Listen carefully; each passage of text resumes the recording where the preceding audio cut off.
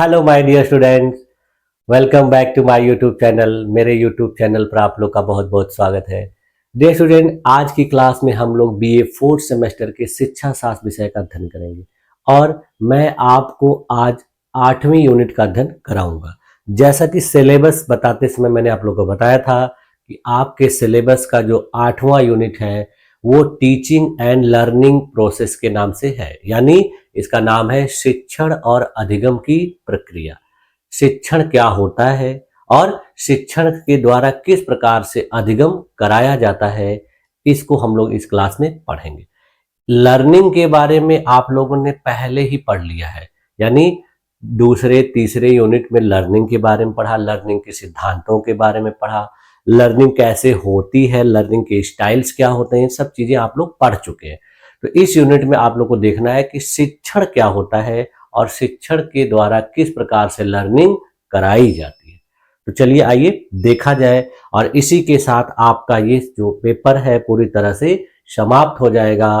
तो मेरे तरफ से क्लास में भी कॉलेज में भी आपका सिलेबस कंप्लीट कराया जा चुका है और यहाँ भी कंप्लीट करा दिया जाएगा। अब आपकी जिम्मेदारी है कि आप इसको अच्छे तरीके से तैयार करके और अपने परीक्षा में प्रश्नों का उत्तर सही तरीके से लिखें, नकल वकल के चक्कर में ना पड़े। ठीक है, तो चलिए देखते हैं। हाँ देखिए, आज हम लोग को पढ़ना है यूनिट 8। यूनिट 8 किस चीज से रिलेटेड है? शिक्षण और अधिगम प्रक्रिया, यानी टीचिंग एंड लर्निंग प्रोसेस। तो सबसे पहले हम लोग देख लेते हैं टीचिंग होती क्या है, टीचिंग कहते किसे है, यानी शिक्षण की अवधारणा, कॉन्सेप्ट ऑफ टीचिंग। तो देखिए, शिक्षण यानी टीचिंग एक गतिशील प्रक्रिया है जिसमें शिक्षक ज्ञान, कौशल, मूल्यों और दृष्टिकोणों को प्रभावी रूप से छात्रों तक पहुंचाता है। यानी एक टीचर्स के द्वारा स्टूडेंट को कई चीजें सिखाई जाती हैं, बताई जाती हैं, उन तक पहुंचाई जाती हैं।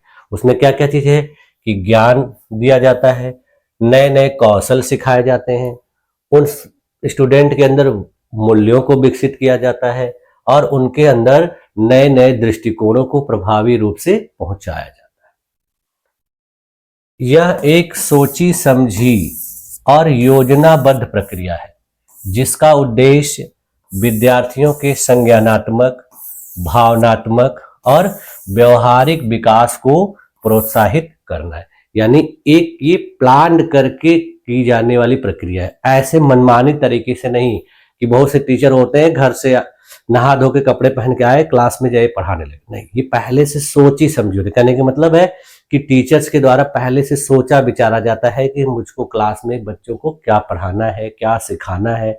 फिर उसकी प्लानिंग की जाती है कि किस तरीके से पढ़ाना है, बच्चों को क्या चीज सिखा देना है। तो ये सब कुछ सोच के तब टीचर क्लास में बच्चों को पढ़ाता है और उनसे उनका संज्ञानात्मक विकास होता है, भावनात्मक विकास होता है और व्यवहारिक विकास होता है।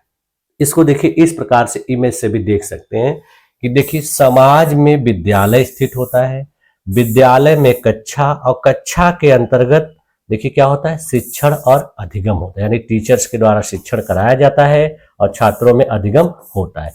फिर यही अधिगम की जो सीखने की जो प्रक्रिया है, बच्चा जब किसी चीज को सीख जाता है तब देखिए ये चीज कक्षा में प्रदर्शन करता है, फिर विद्यालय से फिर समाज में, और इस चीज को सीखकर फिर वो समाज में अपने जीवन को बेहतर तरीके से जीता है, लोगों के लिए काम करता है, अपने घर, परिवार, राज्य और देश के लिए तरक्की का काम करता है।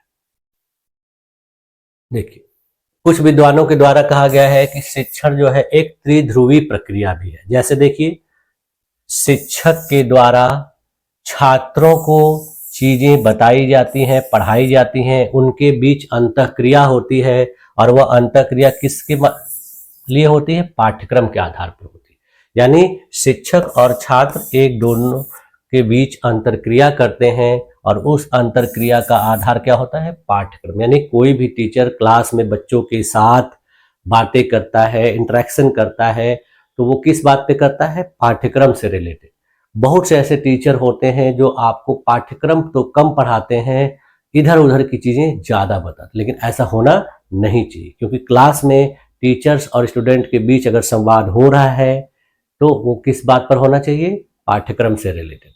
ठीक है, जब ये संवाद होगा तो उससे फिर क्या होगा, बच्चों को अधिगम होगा और अधिगम के बाद फिर उस अधिगम का क्या किया जाएगा, मूल्यांकन किया जाता है।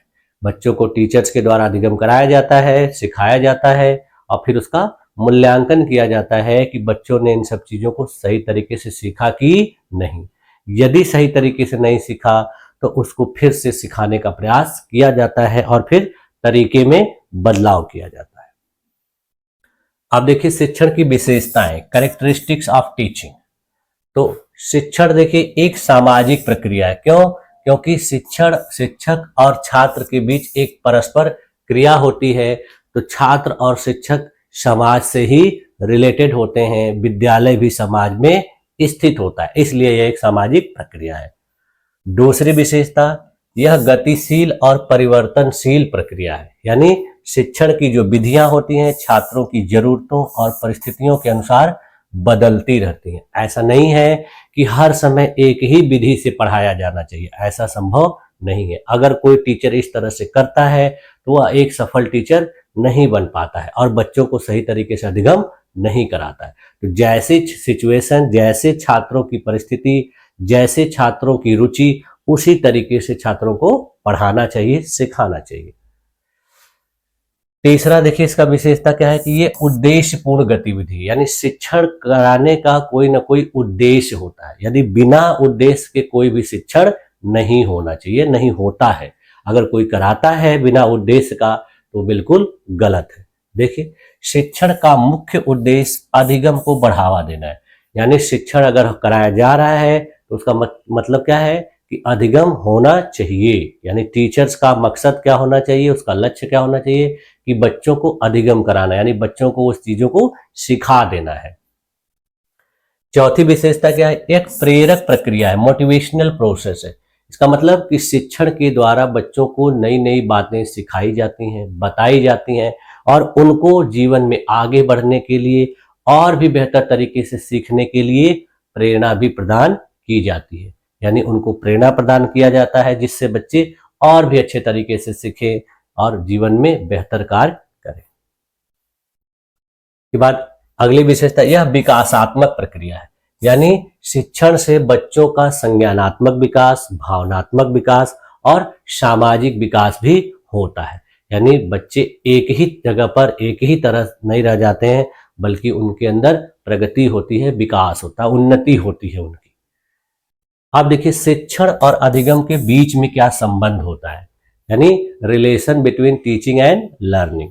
तो शिक्षण और अधिगम एक दूसरे के पूरक हैं। शिक्षण का उद्देश्य ही अधिगम होता है, यानी शिक्षण का उद्देश्य अधिगम होता है। बिना अधिगम के शिक्षण अधूरा माना जाता है। यदि किसी टीचर ने शिक्षण कराया, किया, क्लास में पढ़ाया और बच्चों ने कुछ भी नहीं सीखा तो कहा जाएगा कि उनका टीचिंग करना अधूरा है। और यदि बच्चों ने अधिगम कर लिया, सीख लिया, तब कहा जाएगा वो सफल है। देखिए यदि अधिगम नहीं हो रहा है तो शिक्षण प्रभावी नहीं माना जाएगा। ठीक है, अब देखिए इन दोनों के बीच में बेसिक डिफरेंस जो है उनको देख लिया जाता है। देखिए शिक्षण जो है शिक्षक के द्वारा किया जाता है, अधिगम जो है छात्र के द्वारा किया जाता है। यह बाह्य प्रक्रिया है, यह आंतरिक प्रक्रिया है। शिक्षक मार्गदर्शन की भूमिका निभाता है, विद्यार्थी क्रियाशीलता से सीखता है। यानी टीचर्स किसी भी स्टूडेंट को मार्गदर्शन प्रदान करता है और छात्र उस मार्गदर्शन के आधार पर एक्टिविटी करता है, खुद से सीखता है। टीचर्स को नहीं सीखना, टीचर्स आपको तरीके बताएगा, तौर तरीके समझाएगा और काम करना किसका है, स्टूडेंट का। यह एक संरचित प्रक्रिया यानी एक स्ट्रक्चर प्रक्रिया, एक स्ट्रक्चर के आधार पर होती है और यह एक अनुभवजन्य प्रक्रिया, यानी टीचर एक स्ट्रक्चर के आधार पर, एक संरचना के आधार पर बच्चों को सारी चीजें बताता है और सिखाता है और बच्चे उसको अपने अनुभवों के आधार पर क्रमवाइज सीखते हैं। शिक्षण के बिना भी अधिगम हो सकता है, लेकिन प्रभावी अधिगम के लिए शिक्षण आवश्यक है। कुछ ऐसे अधिगम हैं, कुछ ऐसी बातें होती हैं जिसमें शिक्षण की जरूरत नहीं होती है, बल्कि बच्चा अपने आप सीखता है, अपने आसपास के वातावरण से, अपने कुछ ऐसी एक्टिविटियां हैं जो प्रकृति उनको सिखा देती है। लेकिन बहुत सा ऐसा अधिगम है जो प्रभावी माना जाता है, जैसे शिक्षा, ज्ञान, किताबी पढ़ाई लिखाई, कोई कौशल, तो इन सब चीजों को सीखने के लिए शिक्षण बहुत जरूरी है। अब देखिए इसका उदाहरण देख लीजिए कि जब एक शिक्षक कक्षा में गणित पढ़ाता है तो वह शिक्षण कर रहा होता है। जब विद्यार्थी उस गणितीय संकल्पना को समझकर प्रश्न हल करता है तो वह अधिगम कर रहा होता है। यानी क्लास में टीचर्स के द्वारा मैथ पढ़ाई गई और 40 मिनट तक पढ़ाया गया, तो इसका मतलब क्या है कि उसने टीचिंग किया और बच्चों ने उसकी 40 मिनट की क्लास में उन सारी चीजों को अच्छे तरीके से देखा, समझा और उसके बाद उसके आधार पे क्वेश्चन को हल किया, तो कहा जाएगा कि वो अधिगम हो रहा है। अब देखिए एक चीज और आती है कंडीशनिंग। शिक्षण और कंडीशनिंग में क्या अंतर है, यानी कंडीशनिंग और शिक्षण क्या एक ही चीज है या अलग है? Conditioning versus teaching. तो अभी कुछ समय पहले आप लोगों ने जो अधिगम के सिद्धांत थे उसमें 4 सिद्धांतों को आप लोगों ने पढ़ा था। थॉर्नडाइक के द्वारा प्रयास एवं त्रुटि का सिद्धांत आप लोगों ने पढ़ा था। पावलोव के द्वारा दिया गया शास्त्रीय अनुबंधन का सिद्धांत आप लोगों ने पढ़ा था। स्किनर के द्वारा दिया गया क्रिया प्रसूत अनुबंधन का सिद्धांत आप लोगों ने पढ़ा था और कोहलर के द्वारा दिया गया सूझ का सिद्धांत आपने पढ़ा था। तो इन सिद्धांतों में जो दूसरा सिद्धांत था शास्त्रीय अनुबंधन का, उसमें आप लोगों ने क्या पढ़ा था कि एक कुत्ते के ऊपर उन्होंने प्रयोग किया था और प्रयोग क्या किया था कि कुत्ते को भोजन देने से पहले वो घंटी बजाते थे और उसके बाद उसको भोजन देते थे। तो उससे क्या होता था कि उसके मुंह में लार आ जाती थी। बाद में उन्होंने क्या किया कि केवल घंटी बजाई और भोजन नहीं दिया, फिर भी कुत्ते के मुंह में लार आती थी। ये क्या चीज हो गई? कंडीशनिंग। यानी ये अपने आप होती है किसी चीज की वजह से, यानी किसी स्टिमुलस की वजह से, किसी वस्तु की वजह से व्यक्ति अपने आप सीखना, एक बार उसको उसके आधार पर सिखा दिया जाता है और फिर वो बार बार अपने आप सीखता है। तो देखिए कंडीशनिंग और शिक्षण दोनों अधिगम को प्रभावित करने वाली प्रक्रियाएं हैं, लेकिन इसमें अंतर है।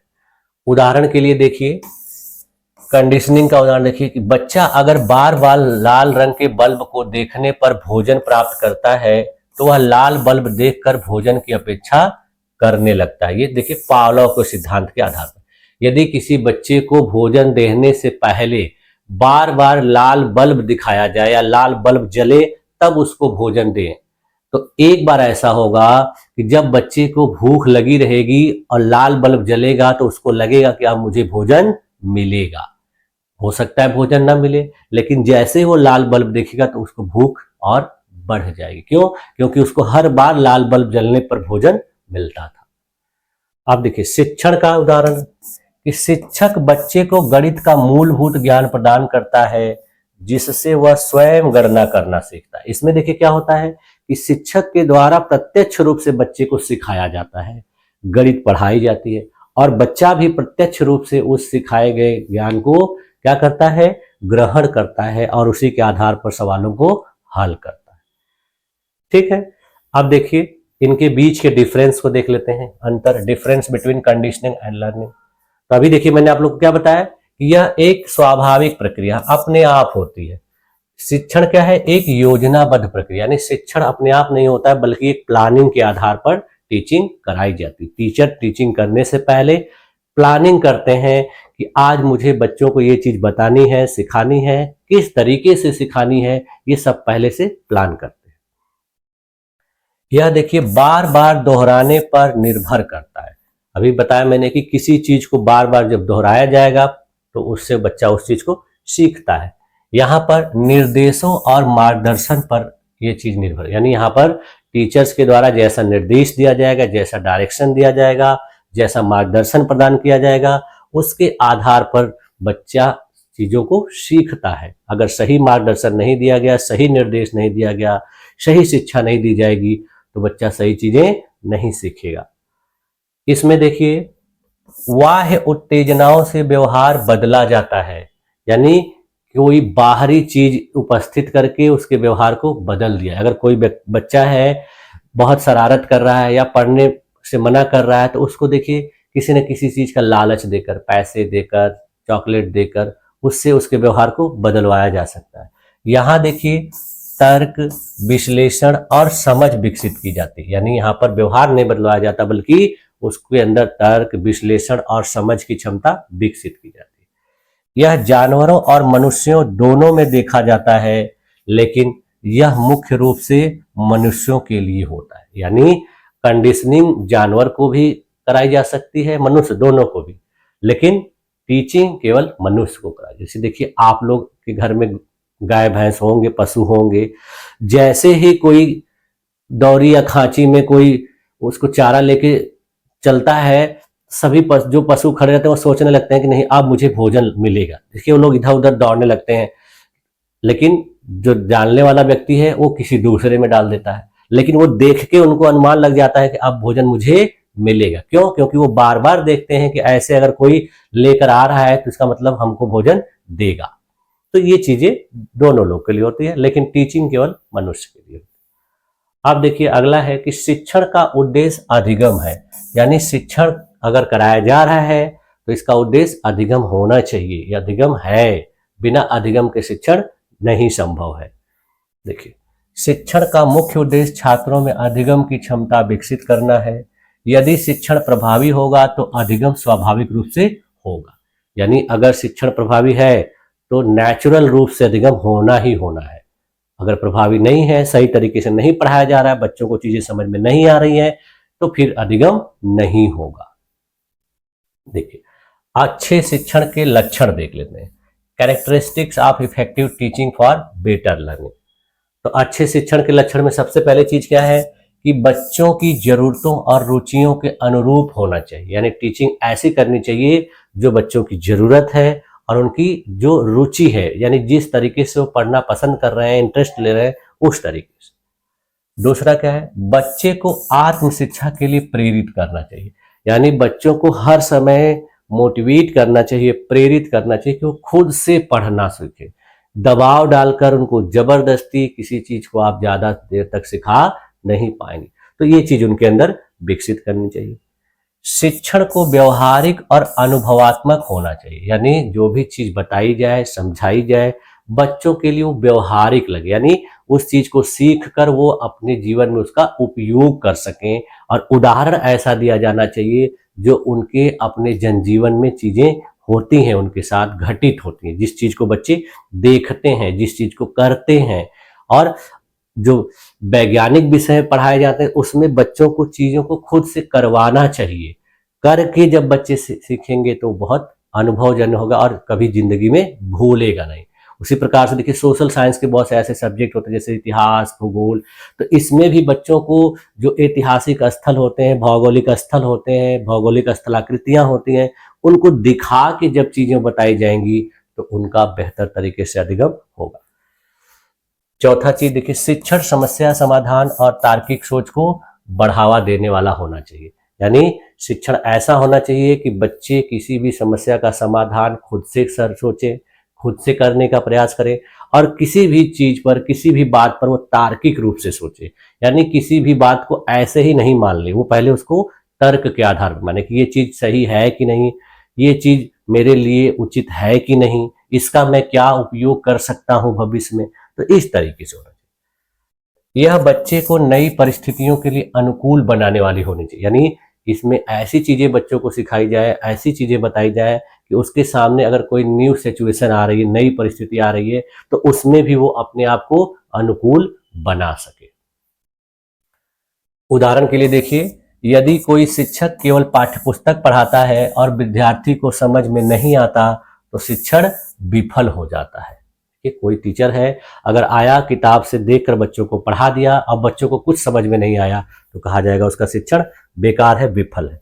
लेकिन यदि शिक्षक उदाहरणों, कहानियों और व्यवहारिक प्रयोगों के माध्यम से विषय को समझाता है और विद्यार्थी सीख जाता है, तो कहा जाता है शिक्षण सफल हो गया। ठीक, यानी बच्चों को जो चीज़ बताना है, सिखाना है, उनको आप व्यवहारिक रूप से सिखाएं, उनको उदाहरण दीजिए, उनके साथ प्रयोग करिए, तब उनको समझ में आएगा। अगर आप किताब खोल के केवल किताब से पढ़ के बच्चों को सुना देंगे तो चीज़ें हो सकता है कि ज़्यादातर बच्चों को समझ में ना आए।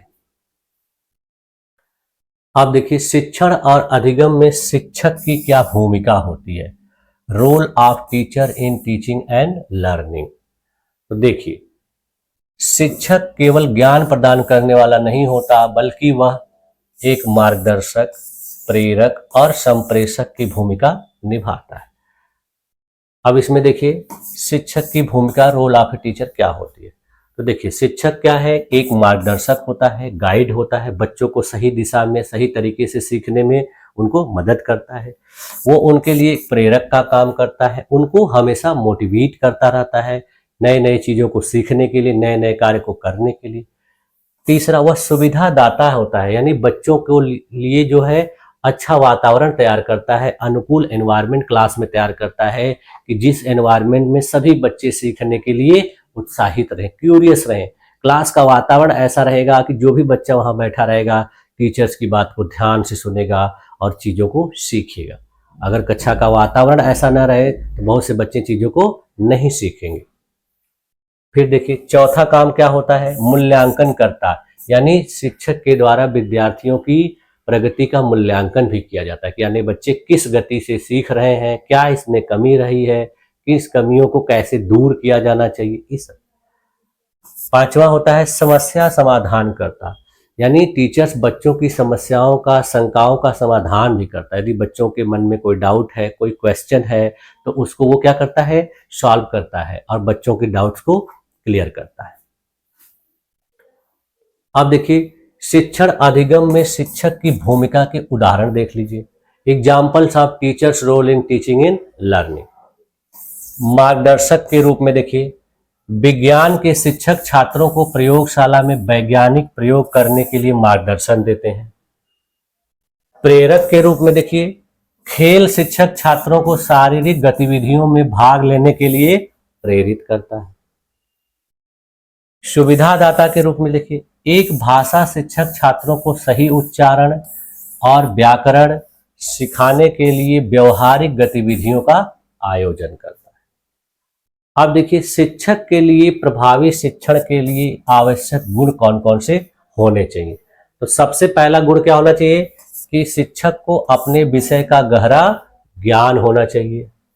शिक्षक का संप्रेषण कौशल बहुत बेहतर होना चाहिए, यानी उसको अपनी बात को कहने का तरीका अच्छे से पता होना चाहिए, उसको सही से बोलने आना चाहिए।